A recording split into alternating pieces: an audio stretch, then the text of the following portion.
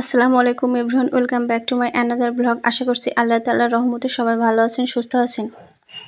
আজকে আপনাদের সাথে একটা শিক্ষণীয় কথা শেয়ার করব, আশা করছি সবার ভালো লাগবে। তারপর আগে বলে নিই আপনাদেরকে, আজকে আবারও আমার আম্মু মাটির চুলায় আমার সব থেকে পছন্দের কচু দিয়ে পাঙাশ মাছ রান্না করতেছে। আমার এত বেশি ভালো লাগে যে আমার মনে হয় 3 বেলা যদি আমি কচু দিয়ে পাঙাশ মাছ খাই তারপরেও আমার খারাপ লাগা কাজ করবে না। তারপর যাই হোক, তো আজকে যে কথাটা শেয়ার করতেছি আপনাদের সবাইকে বলতেছি, আমি এতটুকুই বলতে চাই, বাংলাদেশে এখন যত মাত্রায় পরকীয়া আর ধর্ষণ বেড়ে গেছে, আপনারা সবাই সতর্ক থাকবেন। আপনার নিজের বাসার ছেলে হোক মেয়ে হোক, ছোট বাচ্চাদের অবশ্যই নিজের বাসার আশেপাশে কারোর সাথে সেইভাবে যদি খেলাধুলা করে অবশ্যই নিজের নজরে রাখবেন। আর বেশিক্ষণ সময় বাহিরে যখন থাকবে তখন অবশ্যই সন্দেহমূলক সেটা আপনারা অবশ্যই দেখবেন। স্কুলে যখন যাবে তখনও আপনারা খোঁজখবর নেওয়ার চেষ্টা করবেন। আপনার বাচ্চার আশেপাশে যদি সন্দেহমূলক কাউকে দেখেন তাহলে অবশ্যই ওখান থেকে বাচ্চাকে সরাই নিয়ে আসবেন। তারপর পরকীয়া, যেটা স্বামী স্ত্রী হোক, ছেলে হোক বা মেয়ে হোক, ইদানিং দেখতেছি পরকীয়া এত পরিমাণ বাড়তেছে, পরকীয়ার জন্য মৃত্যু পর্যন্ত বয়ে নিয়ে আসতেছে।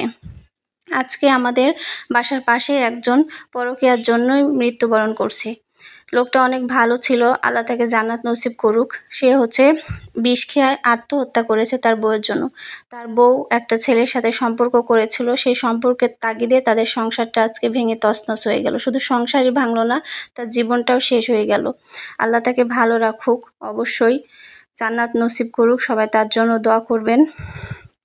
তারপরে সবার কাছে আরেকটা রিকোয়েস্ট, যারা বাহিরে বেশি চলাফেরা করেন, এখন এরকম হচ্ছে যে অচেনা লোক এসে একটা কাগজ দেখাচ্ছে যে ঠিকানা জানার জন্য, সেই কাগজে এমনভাবে লেখা থাকতেছে যে সেটা ফেক, অজ্ঞান হয়ে যাচ্ছে, সেটা অজ্ঞানের ওষুধ দেওয়া থাকতেছে, সে অটোমেটিক্যালি অজ্ঞান হয়ে সে তার কাছ থেকে সব কিছু কেড়ে নিচ্ছে, মোবাইল ফোন, যদি গহনা থাকে, টাকা পয়সা, সব কিছু। অবশ্যই আপনারা বাইরে চলাফেরা করলে অপরিচিত লোক যদি এসে জিজ্ঞাসা করে তাহলে অবশ্যই মাস্ক পরিধান অবস্থায় বাইরে বেরোবেন, তাহলে এটা আপনাদের জন্য সেফটি। আর খুব চেষ্টা করবেন সতর্কতার সহিত চলাফেরা করা। যদিও এটা এখন সবাই জানে, তারপর যারা জানেন না তাদের উদ্দেশ্যে বলতেছি, অবশ্যই নিজের সেফটি আগে সব থেকে।